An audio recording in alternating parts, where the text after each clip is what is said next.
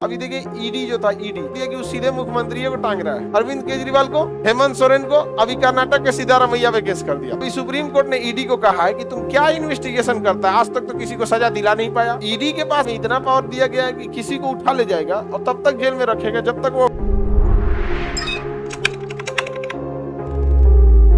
कार्यपालिका मतलब अधिकारी होते हैं, मंत्री वगैरह जितना, तो सेंट्रल गवर्नमेंट का जितना भी काम है वो सब किसके अंडर में आएगा? संघ की कार्यपालिका। राज्य की भी कार्यपालिका होती है, राज्य की अपनी पुलिस होती है, राज्य के कर्मचारी होते हैं। तो कार्यपालिका कितने टाइप की? दो, एक संघ की कार्यपालिका, एक राज्य की कार्यपालिका। किसकी कार्यपालिका? संघ की कार्यपालिका और राज्य की कार्यपालिका। आप बताइए जो पुलिस डिपार्टमेंट है वो किसकी कार्यपालिका है? और रेलवे संघ की कार्यपालिका है, नेशनल हाईवे संघ की कार्यपालिका, सेना संघ की कार्यपालिका है यहाँ पे। तो संघ की कार्यपालिका, किसकी संघ कार्यपालिका बड़ी है, राज्य की या संघ की? संघ की कार्यपालिका बड़ी है। तो संघ की कार्यपालिका ऐसे ही बड़ी है और पूरे देश में लागू है, क्योंकि संघ तो पूरा देश तक होता है। उसके अलावा आर्टिकल 73 में कह रहा है कि संघ की कार्यपालिका में विस्तार किया जा सकता है। क्या किया जा सकता है?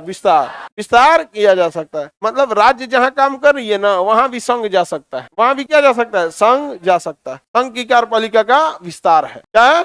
विस्तार। और अगर इसमें कोई बाधा आएगा तो फिर राज्य सरकार को वहां पे इमरजेंसी लगा के हटा दिया जाएगा। संघ की कार्यपालिका का क्या है? विस्तार है। अब जैसे देखिए ना, नोट बदलना था तो ये संघ की कार्यपालिका में आता है। एक को बार राज्य सरकार से पूछा, कुछ नहीं, सुबह शाम में आए मोदी जी कहते हैं कल से नोट बंद, काम खत्म। समझ में गया? नोट क्या हो गया? बंद। जिनके पास पैसा था भैया उनको तो प्रॉब्लम होगा, जिनके पास पैसा ही नहीं था क्या दिक्कत था? कोई दिक्कत नहीं था। संघ की कार्यपालिका शक्ति का विस्तार समझ में आ गया किसमें? एक तो भैया ऑलरेडी संघ की कार्यपालिका का विस्तार कितना ज्यादा है, ऑलरेडी इतना पावरफुल है, उसमें भी विस्तार कर सकती है। अभी देखिए ईडी जो था, ईडी इन्फोर्समेंट डायरेक्ट, उसकी कार्यपालिका में इतना विस्तार कर दिया कि वो सीधे मुख्यमंत्री को टांग रहा है। नहीं समझ में आ गया? सीधे किसको टांग के ले जाए? अरविंद केजरीवाल को, हेमंत सोरेन को, अभी कर्नाटक के सिद्धारमैया पे केस कर दिया।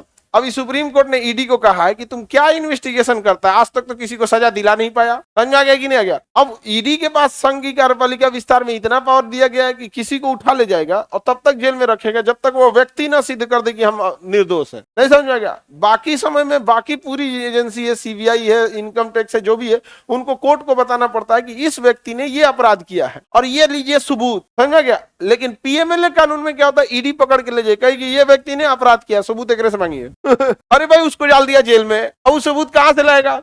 सबूत लाएगा तो कोर्ट उसको बुला के पूछेगा, देखिए आप इससे सेटिस्फाई हैं? तो ना अभी इसको और रखिए। नहीं समझ में गया? यहाँ पे इसमें उल्टा है, वहां गिरफ्तार करने से पहले पुलिस दो काम करेगी, एक आपको ले जाएगी और दूसरा कहेगी देखिए ये एविडेंस है, यही मर्डर किया है, यही चोरी किया है, उसमें ही यही किया, इसी से मांग लीजिए कि बेगुनाह है। नहीं समझ आ गया? सबसे पावरफुल हो जाता है।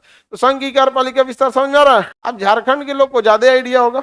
समझ आ गया? तो ये सब राजनीतिक, संघ की कार्यपालिका विस्तार में कई बार राजनीतिक वो चीजें भी होने लगती हैं, राजनीतिक चीजें भी हस्तक्षेप हो जाती है। राजनीति बड़ी वो उटपटांग होता है। और भारत में देखिएगा अल्टीमेटली पावर किसको दे दिया गया है? राजनीति को। और आपके लिए ये जितने पुलिस के पद हैं, आईएएस हैं, आईपीएस है, एसपी है, डीआईजी है, आईजी है, इन लोगों को कभी जाके विधानसभा में देखिए, जब विधानसभा का सत्र चल रहा हो या मंत्री निकल रहे होंगे तब आप देखिएगा सारा यूपीएससी का मोटिवेशन खत्म हो जाए। नहीं समझा गया? चाहे जैसा भी हो, गठबंधन से हो या जैसा भी मंत्रिमंडल बन जाएंगे, यहाँ पे पूरा कंधा में जगह नहीं बचा होगा स्टार का। लेकिन जैन सर समझ में गया कि नहीं आ गया? क्योंकि भारत का संविधान शुरू होता है हम भारत के लोग, मतलब सारा पावर किसके पास? पब्लिक के पास। तो पब्लिक ने किसी को चुन के वोट दिया, मंत्री बन गया, आप एग्जाम दिए, उससे मतलब नहीं है। भारत की शक्ति किसके पास है? पब्लिक। प्रॉब्लम कब आती है ना, देखिए प्रॉब्लम यहाँ नहीं है कि कोई किसी को सैल्यूट कर रहा है, प्रॉब्लम ये है ना कि जो सैल्यूट करने वाला अपने से योग्य को करे तो बहुत अच्छा लगता है। नहीं समझ आ गया? अब दरोगा एसपी को करे तो अच्छा लगता है,